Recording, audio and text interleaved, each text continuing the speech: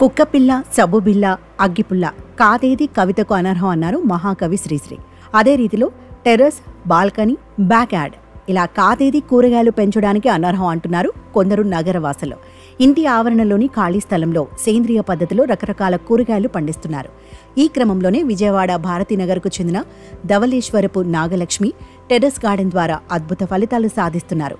Terrace garden, balcony garden, back yard gardening ద్వారా one earth one life స్వచ్ఛంద సంస్థ ఆధ్వర్యంలో కూరగాయలు, పూలు, పండ్లను పండిస్తున్నారు. రసాయనాలతో కూడిన ఎరువులు, పురుగుల మందుల ద్వారా పండించిన ఆహారాన్ని తినటం వల్ల అనేక వ్యాధులకు గురవుతామని వారు అంటున్నారు. ప్రతి ఇంట్లో గార్డెనింగ్ చేయటం వల్ల పర్యావరణం మెరుగుపడుతుందన్నారు.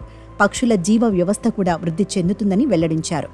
రైతు బజార్లో పడేసిన కూరగాయలను తీసుకొచ్చి వాటితో ఎరువులు తయారు చేసి టెర్రస్ గార్డెన్లో ఆ ఎరువును ఉపయోగిస్తూ కూరగాయలను పండిస్తున్నట్లు చెప్పారు.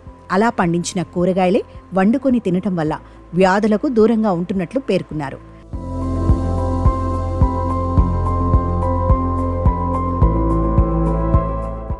అయితే స్వచ్ఛతా హీ సేవా కార్యక్రమంలో భాగంగా విజయవాడ నగరపాలక సంస్థ commissioner Dhyanachandra terrace, balcony, back yard గార్డెన్లను ప్రోత్సహించదలిచారు. టెర్రస్ గార్డెనింగ్ చేసేవారికి నగదు బహుమతి అందజేస్తామన్నారు.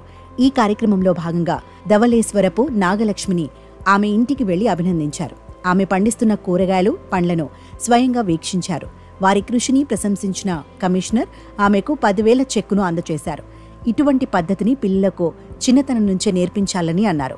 విజయవాడ నగరపాలక సంస్థ పరిధిలోని పాఠశాలల్లో ఇటువంటివి వారానికి ఒక్కసారైనా పిల్లలకి నేర్పించి వారి ద్వారా కూరగాయలు పండించేలా చూడాలని అధికారులను ఆదేశించారు. ఇటువంటి గార్డెన్స్లో మొక్కలను పెంచడం ద్వారా ఇంట్లో ఉష్ణోగ్రతను 1% తగ్గించవచ్చని, ప్రతి ఒక్కరూ ప్రతి ఇంట్లో వారికి తోచిన సమయంలో గార్డెనింగ్ అలవాటు చేసుకోవాలని సూచించారు. అలా అయితే ప్రతి ఒక్కరూ ఆయురారోగ్యాలతో ఉండవచ్చని కమిషనర్ అన్నారు.